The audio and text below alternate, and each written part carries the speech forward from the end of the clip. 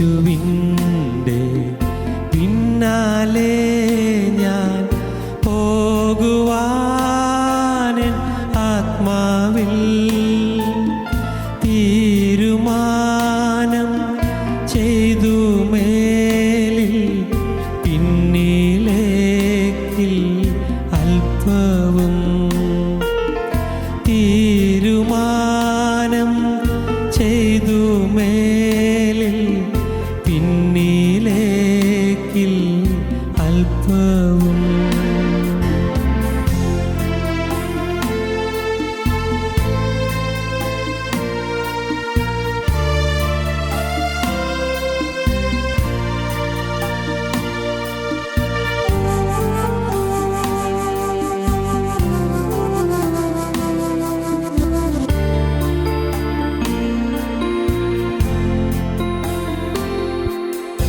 എൻ്റെ പിന്നിൽ ലോകമാണ്,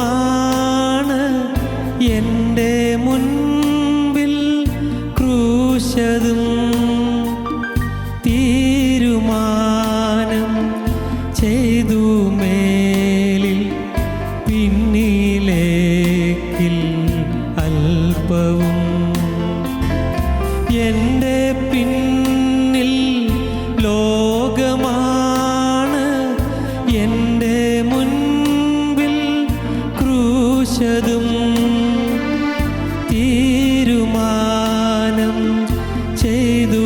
മേലിൽ പിന്നിലേക്കിൽ അല്പവും യേശുവിൻ്റെ പിന്നാലെ ഞാൻ പോകുവാൻ ആത്മാവിൽ തീരുമാനം ചെയ്തു. മേലിൽ പിന്നിലേക്കിൽ അല്പവും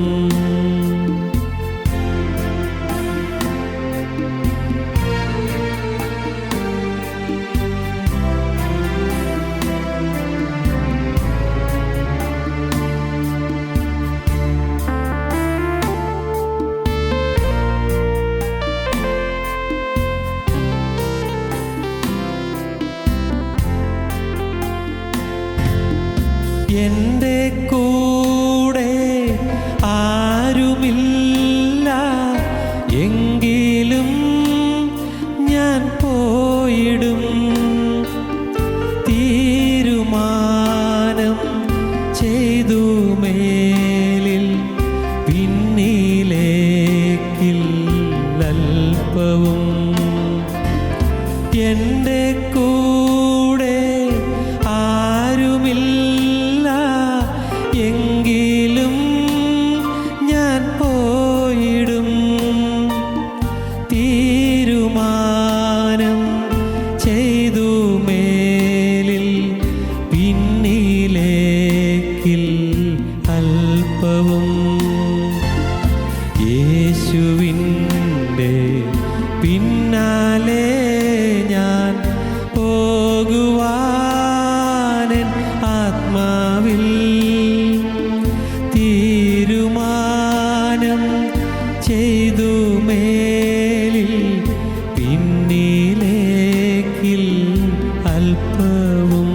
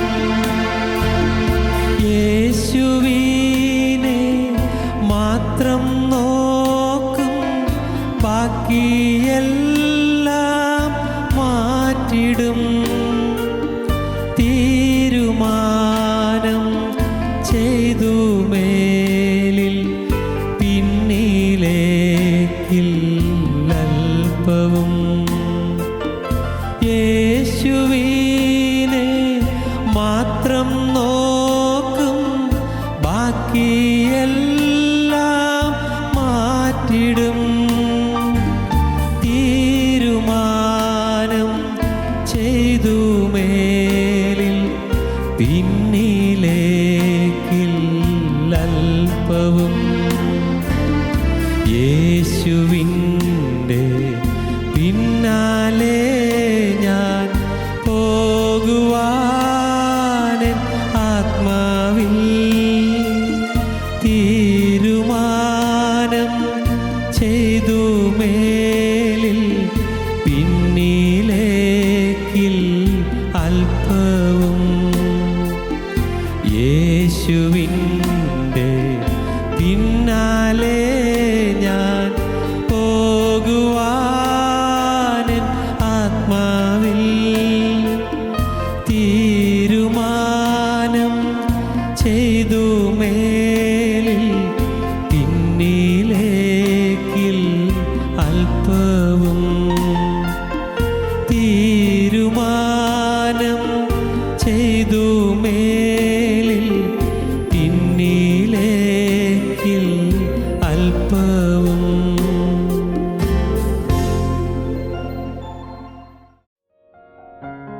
ഞങ്ങളും ക്രൂശിക്കപ്പെട്ട ക്രിസ്തുവിനെ പ്രസംഗിക്കുന്നു. തിരുനാമത്തിൻ്റെ മഹത്വം ഉണ്ടാകട്ടെ. വാഗ്ദത്തം നമുക്ക് നിത്യജീവൻ എന്നുള്ളതാണ് വാഗ്ദത്തം. ഇതാകുന്നു അവൻ നമുക്ക് തന്ന വാഗ്ദത്തം, നിത്യജീവൻ തന്നെ. അപ്പോസ്തലനായ യോഹന്നാൻ തൻ്റെ 1-ാമത്തെ ലേഖനത്തിൻ്റെ 2-ാം അധ്യായം 25-ാം വാക്യത്തിൽ പറയുന്നതാണ്, ഇതാകുന്നു അവൻ നമുക്ക് തന്ന വാഗ്ദത്തം, നിത്യജീവൻ തന്നെ. നിത്യജീവൻ്റെ ഉടമകളായി ഞാൻ തീരുക, നിത്യജീവൻ്റെ അവകാശികളായി ഞാൻ തീരുക. ഈ താൽക്കാലിക ലോകജീവിതം കഴിഞ്ഞ് നാം കടന്നു ചെല്ലുമ്പോൾ നിത്യജീവൻ്റെ അനുഭവത്തിൽ കടന്നു ചെല്ലാൻ സാധിക്കണം. ഈ നിത്യജീവൻ്റെ ഉറപ്പ് ഈ ഭൂമിയിൽ ജീവിക്കുമ്പോൾ തന്നെ നാം സമ്പാദിക്കണം. നിത്യജീവൻ്റെ മുദ്ര ഈ ഭൂമിയിൽ ജീവിച്ചിരിക്കുമ്പോൾ തന്നെ നമുക്ക് സമ്പാദിക്കണം. ഇവിടെ നിന്ന് കടന്നു പോയതിന് ശേഷം പിന്നെ നിത്യജീവൻ കിട്ടുകയില്ല. ഇവിടെ കടന്നു പോയതിന് ശേഷം എന്തെല്ലാം പുണ്യപ്രവൃത്തി ചെയ്താലും, മരിച്ചയാൾക്ക് വേണ്ടി ഏതെല്ലാം അനുഗ്രഹീതമെന്ന് തോന്നാവുന്ന കാര്യങ്ങൾ നിവർത്തിച്ചാലും, പെരുന്നാളുകൾ ഏറ്റുകഴിച്ചാലും, അല്ല തീർത്ഥയാത്രകൾ നടത്തിയാലും, മരിച്ചയാൾക്ക് വേണ്ടി എന്തെല്ലാം പുണ്യപ്രവൃത്തി ചെയ്താലും അതൊന്നും ആ മരിച്ചയാൾക്ക് പ്രയോജനപ്പെടുകയില്ല. മരണശേഷം ഇതൊന്നും പ്രയോജനപ്പെടുകയില്ല. മരിക്കുന്നതിന് മുൻപ് നിത്യജീവൻ്റെ അവകാശം നാം പ്രാപിച്ചിരിക്കണം. നാം കണ്ടു, ആ ചെറുപ്പക്കാരൻ, പ്രാണിയായ മനുഷ്യൻ യേശുവിൻ്റെ അടുക്കൽ വന്ന്, നല്ല ഗുരു, ഞാൻ നിത്യജീവനെ പ്രാപിക്കേണ്ടതിന്, നിത്യജീവനെ അവകാശമാക്കേണ്ടതിന് ഞാൻ എന്ത് നന്മ ചെയ്യണം എന്ന് അവനോട് ചോദിച്ചു. അതിന് യേശു, എന്നെ നല്ലവരെന്ന് പറയുന്നത് എന്ത്? ദൈവം ഒരുവനല്ലാതെ നല്ലവനാരുമില്ല. എന്നുവെച്ചാൽ ദൈവം, നീ എന്നെ ദൈവമായിട്ട് കാണുന്നില്ല എങ്കിൽ നല്ലവനെന്ന് പറയുന്നതിന് അർത്ഥം ഉണ്ടായിരുന്നു. നീ എന്നെ ദൈവമായിട്ട് കാണുന്നില്ല. കർത്താവ് പറയുകയാണ്, ദൈവത്തിൻ്റെ അടുക്കിലേക്ക് നാം ചെല്ലണം, ക്രിസ്തുവിൻ്റെ അടുക്കിലേക്ക് ചെല്ലണം. ദൈവം ക്രിസ്തു തന്നെ. ദൈവത്തിന് സ്തോത്രം. എന്നിട്ട് കർത്താവ് പറയുകയാണ്, ഞാൻ 5 കാര്യങ്ങൾ നിനക്ക് പറഞ്ഞു തരാം. 5 കാര്യങ്ങൾ. നീ ഈ കാര്യങ്ങൾ നിൻ്റെ ജീവിതത്തിൽ എങ്ങനെയുണ്ടെന്ന് നോക്കുക. വായിച്ച ഭാഗം: കൊല ചെയ്യരുത്, വ്യഭിചാരം ചെയ്യരുത്, മോഷ്ടിക്കരുത്, കള്ളസാക്ഷ്യം പറയരുത്, ചതിക്കരുത്, നിൻ്റെ അപ്പനെയും അമ്മയെയും ബഹുമാനിക്കുക എന്നീ കൽപ്പനകളെ നീ അറിയുന്നുവല്ലോ എന്ന് പറഞ്ഞു. അവനോട് പറഞ്ഞു, ഇതൊക്കെ ഈ കൽപ്പനകൾ നീ പാലിക്കുന്നുണ്ടോ? അവൻ പറയുക, നല്ല ഗുരു, ഞാനത് പാലിക്കുന്നുണ്ട്. ബാല്യം മുതലേ ഞാൻ പ്രമാണിച്ചു വരുന്നത്. ഞാൻ വളരെ നിഷ്ഠയോടുകൂടി ജീവിക്കുന്ന മനുഷ്യനാണ്. അവന് ശരിയാണ്, കർത്താവ് അംഗീകരിക്കുന്നുണ്ട്. കർത്താവ് അവനെ നോക്കി അവനെ സ്നേഹിച്ചു എന്ന് നമുക്ക് കാണാം. യേശു അവനെ നോക്കി അവനെ സ്നേഹിച്ചു. കാരണം നല്ലൊരാഗ്രഹത്തോടുകൂടി വന്നു. നിത്യജീവൻ്റെ യഥാർത്ഥമായ അനുഭവം കിട്ടാൻ വേണ്ടി വന്നു. ആരുടെ അടുക്കൽ വരണമോ ആ വരേണ്ടവൻ്റെ അടുക്കൽ തന്നെ അവൻ വന്നു. ചോദിക്കേണ്ട ചോദ്യം തന്നെ അവൻ ചോദിച്ചു. ഏറ്റവും നല്ല കാര്യം ഇതെല്ലാം. അവൻ ബാല്യം മുതലേ കൽപ്പനകൾ പ്രമാണിച്ചു വരുന്നതിനുമാണ്. ദൈവത്തിന് സ്തോത്രം. തീർച്ചയായിട്ടും പല നല്ല ഗുണങ്ങളും അവനുണ്ട്. എന്നാൽ ദൈവത്തിന് സ്തോത്രം, കർത്താവ് അവനോട് അവനെ സ്നേഹിച്ചിട്ട് അവൻ്റെ ഹൃദയം കണ്ട് പറയുകയാണ്, നിനക്ക് ഒരു കുറവുണ്ടല്ലോ, ഒരു കുറവുണ്ട്. നിത്യജീവൻ പ്രാപിക്കാൻ നിന്നെ സംബന്ധിച്ചോളം നിനക്കൊരു അറ്റാച്ച്മെൻറ്റ് കിടക്കുന്നു. നിൻ്റെ ജീവിതത്തിലൊരു പറ്റുമാനമുണ്ട്. നിനക്ക് നിൻ്റെ സ്വത്ത്, അതിലേക്ക് നിൻ്റെ ഹൃദയം ചാഞ്ഞു നിൽക്കുന്നു. സ്വത്ത് അന്യായമായി സമ്പാദിച്ചതല്ലായിരിക്കും നീ. ഒരുപക്ഷേ അത് കാരണവന്മാരുടെ കാലത്ത് നിന്ന് നിൻ്റെ മേലെ വന്നതായിരിക്കും. പക്ഷേ അതിനോടൊരു അറ്റാച്ച്മെൻറ്റ്, അതിനോടൊരു പറ്റുമാനം, സ്വത്തിനോടുള്ളൊരു അഫെക്ഷൻ, അതിനോടൊരു സ്നേഹം, സ്വത്തിനുള്ളതായ ഒരു ആശ്രയം, ഒരു ഡിപ്പെൻഡൻസ്, ഇതെല്ലാം നിൻ്റെ ജീവിതത്തിലുണ്ട്. നിൻ്റെ സ്വത്ത് നിനക്കൊരു തടസ്സമാണ്. കർത്താവ് മറ്റാരോടും സ്വത്ത് വയ്ക്കാൻ പറഞ്ഞില്ല. പക്ഷേ ഇവനോട് പറയുകയാണ്, നീ വാസ്തവമായി നിത്യജീവൻ അവകാശമാക്കാൻ ആഗ്രഹിക്കുന്നുണ്ടെങ്കിൽ നിൻ്റെ ജീവിതത്തിൽ തടസ്സമായിട്ടുള്ളത് നീ മാറ്റിക്കളയണം. നിൻ്റെ ജീവിതത്തിൽ നിത്യജീവൻ അവകാശപ്പെടുന്നതിന് തടസ്സമായിട്ട് നിൻ്റെ ജീവിതത്തിൽ സമ്പത്തുണ്ട്, ഈ ലോകത്തിലെ സുഖമുണ്ട്, ഈ ലോകത്തിൽ സമ്പത്തുണ്ട്, ഈ ലോകത്തിൽ സൗകര്യങ്ങളുണ്ട്. ഈ ലോകത്തിലുള്ള സമ്പത്തുകളും സൗകര്യങ്ങളും എല്ലാം അത് നിനക്കൊരു തടസ്സമായി നിൽക്കുകയാണ്. അവൻ്റെ കാര്യത്തിൽ കർത്താവ് അവൻ്റെ മർമ്മത്തിൽ തൊടുകയാണ്. അവൻ്റെ ജീവിതത്തിൻ്റെ ഏറ്റവും പ്രധാനപ്പെട്ട കുറവ് എന്താണെന്ന് ചൂണ്ടിക്കാണിച്ച് തരികയാണ്. ഒരു കുറവ് നിനക്കുണ്ട്, അത് വ്യക്തമായിട്ടാണ് പറയുന്നത്. ഒരു കുറവ് നിനക്കുണ്ട്, മറ്റെല്ലാം നീ പറഞ്ഞതൊക്കെ ശരിയാണ്, പക്ഷേ ഒരു കുറവ് നിനക്കുണ്ട്. നിത്യവും പ്രാപിക്കാൻ ഇതൊരു നിനക്ക് തടസ്സമാണ്. ദൈവത്തിന് സ്തോത്രം. പ്രിയപ്പെട്ടവരെ, ഇതൊരു ഗൗരവമേറിയ കാര്യമാണ്. നമുക്ക് മനസ്സിലാക്കാൻ പറ്റുമോ എന്ന് എനിക്കറിയാൻ പാടില്ല. ഈ ലോകത്തിലുള്ള എല്ലാറ്റിനോടും ഡിറ്റാച്ച്ഡ് ആകാതെ, എല്ലാറ്റിൽ നിന്നും ഉള്ളം മാറാതെ നിത്യജീവനാവകാശമാക്കാൻ സാധിക്കില്ല. ഈ ലോകത്തിലെ കാര്യങ്ങളൊന്നും ചിന്തിക്കണമെന്ന് ഞാൻ പറയുന്നില്ല കേട്ടോ. ചിന്തിക്കണം. മക്കളുടെ കാര്യം ചിന്തിക്കണം, വിവാഹത്തിൻ്റെ കാര്യം ചിന്തിക്കണം, ജോലിയുടെ കാര്യം ചിന്തിക്കണം, ഉത്സാഹത്തോടെ ജോലി ചെയ്യണം. എല്ലാം ഉണ്ട്, എല്ലാം ഒന്നും കളയണ്ട. സ്തോത്രം. പക്ഷേ അകത്തൊരു ഡിറ്റാച്ച്മെൻറ്റ്, അകത്തൊരു അകൽച്ച, ലോകകാര്യങ്ങളിൽ നിന്ന് അകൽച്ച. ലോകവും അതിൻ്റെ മോഹവും ഒഴിഞ്ഞു പോകുന്നു, ദൈവേഷ്ടം ചെയ്യുന്നവനോ എന്നേക്കും ഇരിക്കുന്നു. ഇന്ന് അനേകം ആളുകളും പ്രകടമായ പാപമൊന്നും ചെയ്യുന്നില്ല, ആർക്കും ദോഷം ചെയ്യുന്നില്ല, ഉപദ്രവം ചെയ്യുന്നില്ല, ആർക്കും ഒരു പ്രയാസം വരുത്തുന്നില്ല, തെറ്റായ വഴിയിലൊന്നും പോകുന്നില്ല, കൊലപാതകം ചെയ്യുന്നില്ല, മോഷ്ടിക്കുന്നില്ല, വ്യഭിചാരം ചെയ്യുന്നില്ല, അരുതാത്ത കാര്യങ്ങളൊന്നുമില്ല, മാനമര്യാദയായി ജീവിക്കുന്നു, വളരെ വളരെ നല്ല തത്വദീക്ഷയോടുകൂടി തന്നെയാണ് ജീവിക്കുന്നത്. പക്ഷേ അവരുടെ ലോകമാണ് കർത്തൃത്വം നടത്തുന്നത്. ലോകം മനസ്സിലാക്കി കിട്ടുന്നതിൻ്റെ വലിയ വെളിവാണ്. ലോകമനുഷ്യരുടെ ബഹുമതി, ലോകമനുഷ്യരുടെ അംഗീകാരം, റെക്കഗ്നീഷൻ, ഇതെല്ലാം നാം അറിയാതെ തമ്മിൽ ഇഴുകി ചേർന്ന് നിൽക്കുകയാണ്. യേശു ക്രിസ്തുവിനത് ഉണ്ടായിരുന്നില്ല.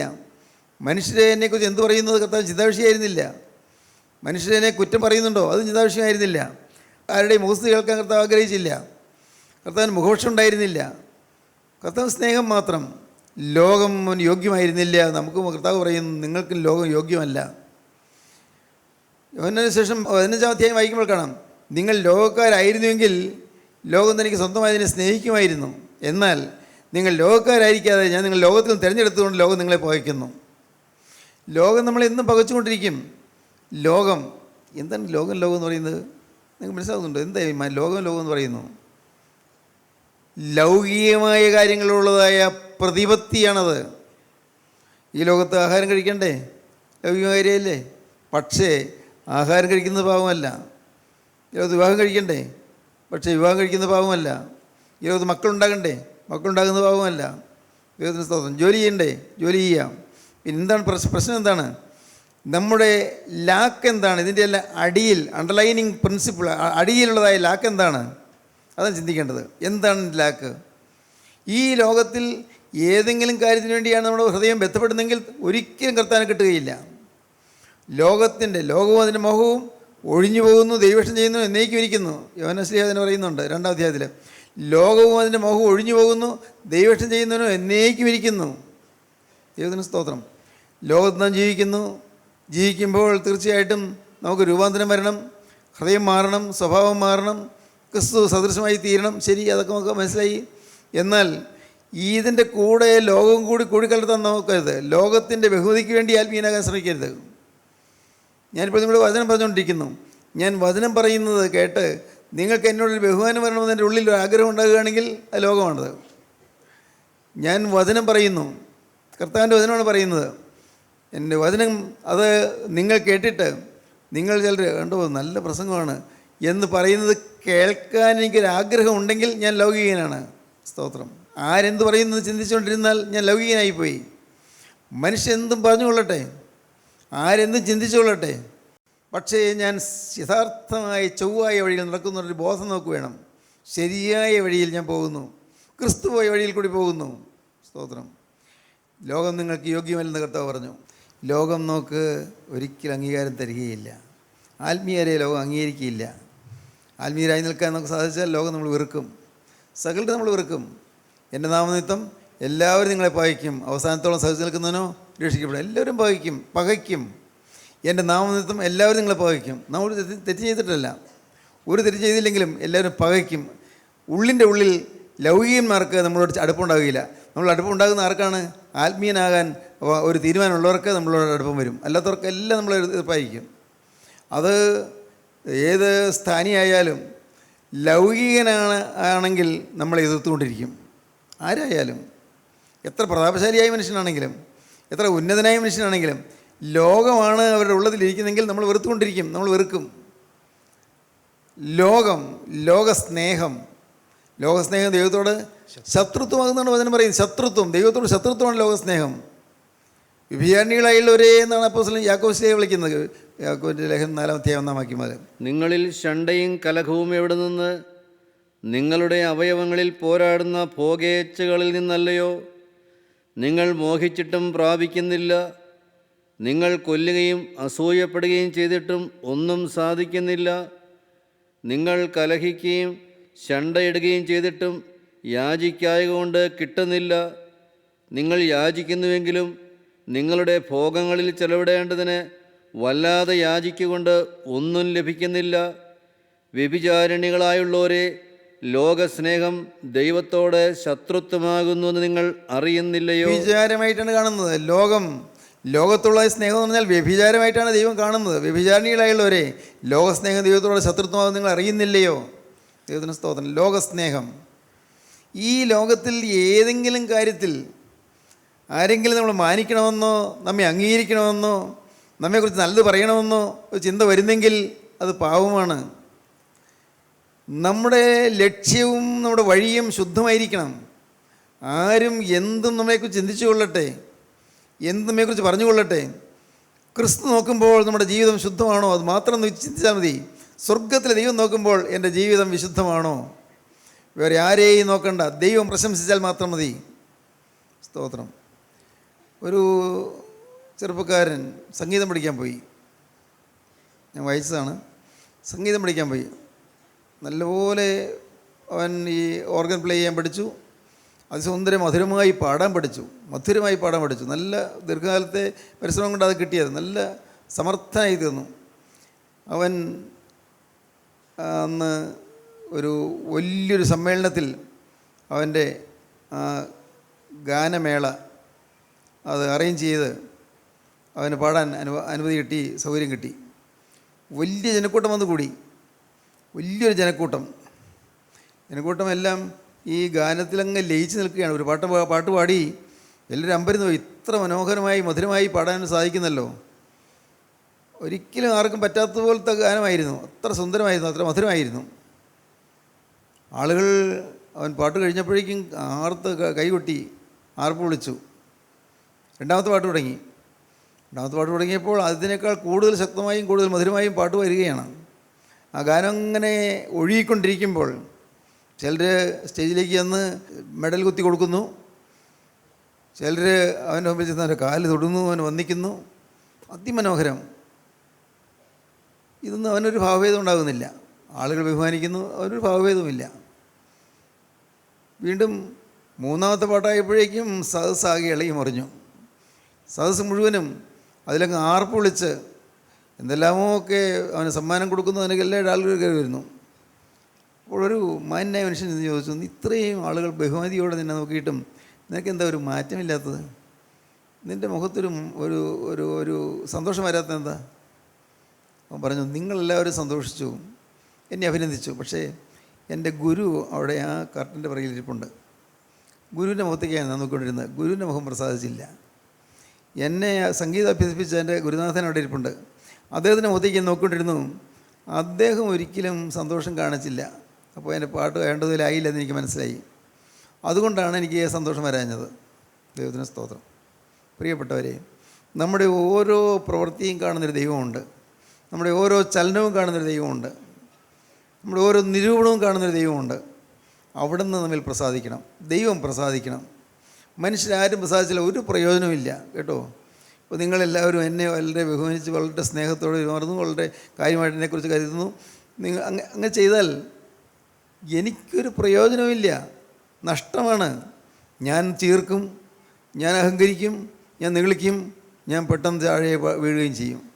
നേരെ മറിച്ച് എൻ്റെ ദൈവം എന്നിൽ പ്രസാദിക്കുകയാണെങ്കിൽ, ദൈവം പ്രസാദിക്കുകയാണെങ്കിൽ എനിക്ക് സന്തോഷമായിരിക്കും, സമാധാനമായിരിക്കും.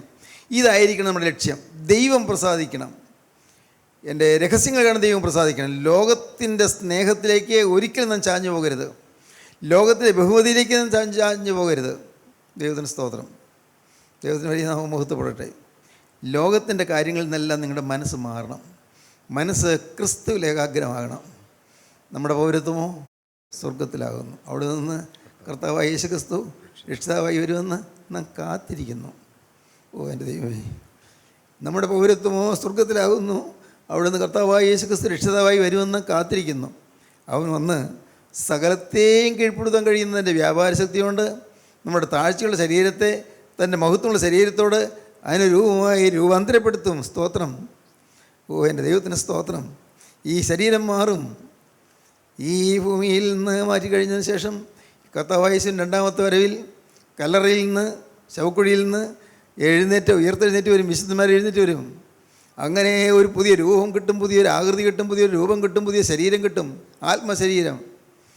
ദൈവത്തിന് സ്തോത്രം. ദൈവത്തിന് സ്തോത്രം. അന്ന് ആത്മശരീരം പ്രാപിച്ചുകൊണ്ട്, ആത്മശരീരമായതുകൊണ്ട് ഭൂമിയിലേക്കുള്ള ആകർഷണം വിട്ടുപോയി. ഭൂമിയിലേക്ക് ആകർഷണമില്ല. അതിങ്ങനെ പൊങ്ങി പോകും, പറക്കും. എങ്ങോട്ട്? ആകാശമേഘങ്ങളിലേക്ക്. സ്തോത്രം. അതേ ഉള്ളൂ, വേറൊന്നുമില്ല. എൻ്റെ കർത്താവിൻ്റെ വലിയ നാമം മഹത്വപ്പെടട്ടെ. പ്രിയപ്പെട്ടവരെ, ഞാൻ വിനയപൂർവ്വം നിങ്ങളെ അറിയിക്കട്ടെ, നിങ്ങളുടെ ജീവിതത്തിൽ അത് മാത്രമല്ലാക്കുക. കർത്താവേ, ഈ ലോക ജീവിതത്തിൽ വെച്ച് നിത്യജീവൻ പ്രാപിക്കാനുള്ളതായ ഭാഗ്യം എനിക്ക് തരണം. ഈ ലോക ജീവിതത്തിൽ വെച്ച് നിത്യജീവൻ്റെ ഉറപ്പെനിക്ക് കിട്ടണം. നിത്യജീവൻ എനിക്ക് കിട്ടി, ആ ഉറപ്പെനിക്ക് കിട്ടി എന്നുള്ള ആ ഒരു ധാരണയോടുകൂടി എന്നെ ഓരോ സ്റ്റെപ്പും മുന്നോട്ട് വയ്ക്കാൻ. എൻ്റെ ജീവിതത്തിൽ എപ്പോൾ കടന്നു പോയാലും എൻ്റെ നാഥൻ്റെ തൃപ്പാദത്തിൽ ഞാൻ ചെല്ലും. അവൻ്റെ തൃപ്പാദം ഞാൻ മുത്തും. എൻ്റെ കർത്താവിൻ്റെ ആണിപ്പാടുള്ള കരങ്ങളിലേക്ക് എൻ്റെ ജീവിതം ഞാൻ ഏൽപ്പിച്ചു കൊടുക്കും. ദൈവത്തിന് സ്തോത്രം. ഒരു നാൾ ഞാൻ ഈ കരുനക്രയിലേക്ക് പറഞ്ഞു ചെല്ലുമ്പോൾ എൻ്റെ യേശുവിൻ്റെ പാദം ഞാൻ മുത്തണം. കർത്താവ്, അത് മാത്രം മതി, വേറെ ഒന്നും വേണ്ട. ദൈവത്തിന് വലിയ നാമം മഹത്വപ്പെടട്ടെ. ആ ചിന്ത നിങ്ങൾക്ക് വന്നാൽ ഈ ഭൂമിയിലെ കാര്യങ്ങളെല്ലാം കർത്താവ് നടത്തരുമെന്ന് ഞാൻ പറഞ്ഞത്. കടമാണോ? നിങ്ങൾ എന്തും കടക്കാരനായിരിക്കാൻ കർത്താവ് അനുവദിക്കില്ല.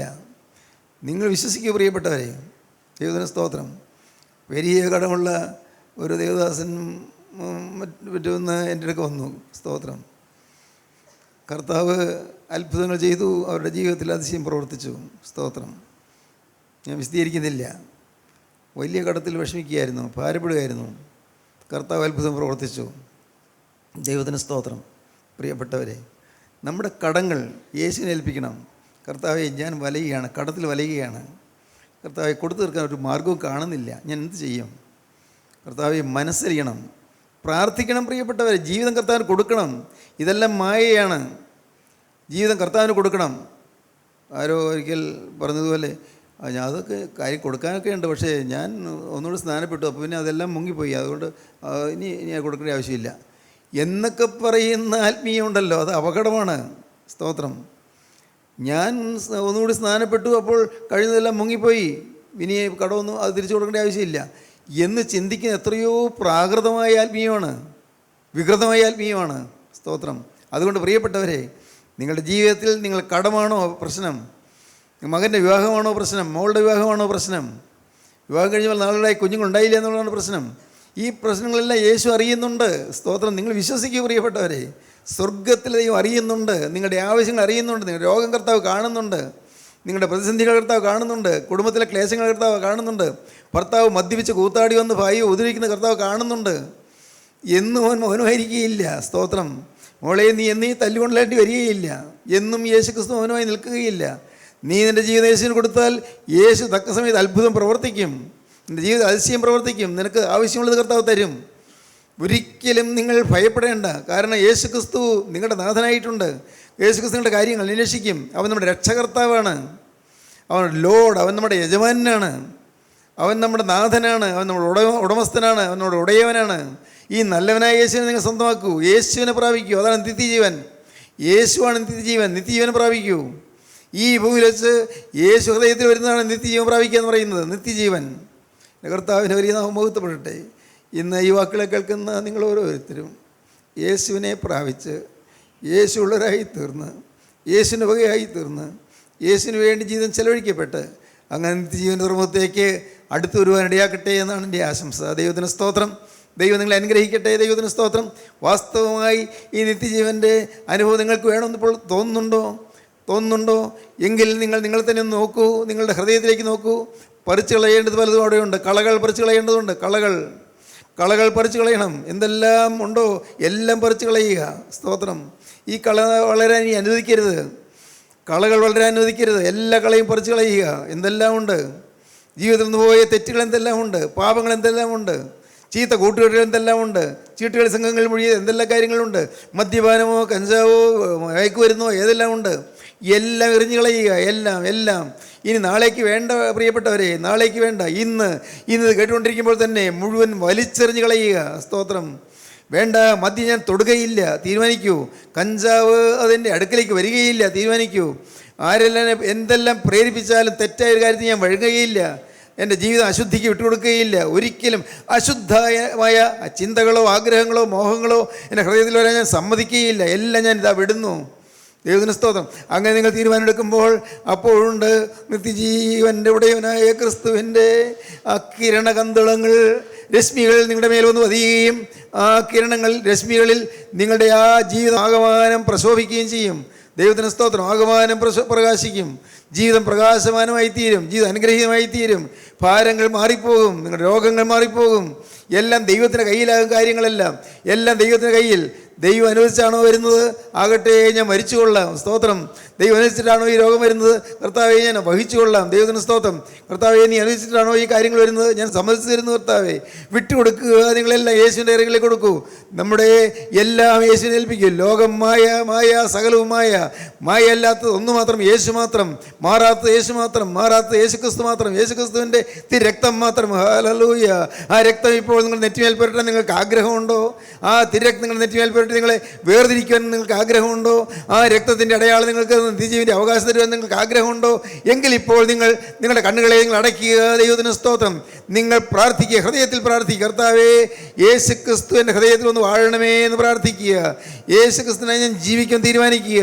യേശുവേ, ഇന്ന് മുതൽ പാവമില്ലാത്ത ജീവിതം ഞാൻ നയിക്കും. ദൈവത്തോട് വാക്ക് പറയുക. ഹല്ലേലൂയ. എൻ്റെ പ്രശ്നങ്ങൾ പരിഹരിക്കാൻ യേശു ഉണ്ടെന്ന് വിശ്വസിക്കുക. എൻ്റെ ഭാരങ്ങൾ അകറ്റുവാൻ യേശു ഉണ്ടെന്ന് വിശ്വസിക്കുക. എൻ്റെ ആകുലങ്ങൾ മാറ്റുവാൻ യേശു ഉണ്ടെന്ന് വിശ്വസിക്കുക. ഹല്ലേലൂയ. കർത്താവേ, ഞാൻ കൂട്ടായ്മയിലല്ല വിശ്വസിക്കുന്നത്. ഞാൻ ദൈവത്തിലല്ല വിശ്വസിക്കുന്നത്. ഞാൻ കർത്താവായ യേശു ക്രിസ്തുവിലാണ് വിശ്വസിക്കുന്നത്. എനിക്ക് വേണ്ടി ഗോകുൽത്തായിൽ 3 ആണികൾ തൂങ്ങി മരിച്ച കർത്താവായ യേശു ക്രിസ്തുവിലാണ് ഞാൻ വിശ്വസിക്കുന്നത്. യേശു ക്രിസ്തുവിനെ തിരുവിലാവ് തുറന്നൊഴുകിയ ആ തിരക്താണ് ഞാൻ ആശ്രയിക്കുന്നത്. വിശ്വസിക്കൂ. അങ്ങനെ പ്രാർത്ഥിച്ചാൽ മാത്രം കരങ്ങൾ ഉയർത്തുക. ദൈവത്തിന് സ്തോത്രം. ഹല്ലേലൂയ. ജീവനുള്ള ദൈവമേ, കരുണയുള്ള കർത്താവേ, അവിടുന്ന് അടിയങ്ങളോട് കൂടെയുള്ളതിനായി നന്ദിയോടെ സ്തോത്രം. സ്വർഗം തുറന്ന്, സ്വർഗത്തിൻ്റെ കിളിവാതിൽ തുറന്ന് മാലാഖമാർ ഞങ്ങൾ ഉറ്റുനോക്കുന്നതിനായി നന്ദിയോടെ സ്തോത്രം. അപ്പോൾ അവിടുത്തെ പ്രിയമക്കളായി ഞങ്ങളെ അവിടെ തൊട്ടതിനായി നന്ദിയോടെ സ്തോത്രം. ഇന്ന് വാസ്തവമായി തീരുമാനമെടുത്തവരുടെ തെറ്റുമേൽ അവിടുത്തെ മുദ്ര പതിപ്പിക്കണമേ എന്ന് പ്രാർത്ഥിക്കുന്ന കർത്താവേ, തിരക്തം പുരട്ടണമേ എന്ന് പ്രാർത്ഥിക്കുന്ന കർത്താവേ, എല്ലാവരെയും ജീവൻ തുറമുഖത്തേക്ക് അടുപ്പിക്കണമേ എന്ന് പ്രാർത്ഥിക്കുന്ന കർത്താവേ, അനുഗ്രഹിക്കണമേ. നിൻ്റെ ഈ മക്കളെ അനുഗ്രഹിച്ച് സമാധാനം നൽകി പറഞ്ഞയക്കണമേ കർത്താവേ. അവിടുത്തെ 2ാമത്തെ വരവിൽ പറന്നു വരുന്ന വിശുദ്ധന്മാരെ നിരയിപ്പാൻ ഈ മക്കളെ എല്ലാവരെയും യോഗ്യരാക്കി തീർക്കണമേ. യേശു ക്രിസ്തുവിൻ്റെ സ്നേഹം നിറഞ്ഞ നാമത്തിൽ പ്രാർത്ഥിക്കുന്ന കുറയോടെ കേൾക്കണമേ. ആമീൻ. ഹല്ലേലൂയ.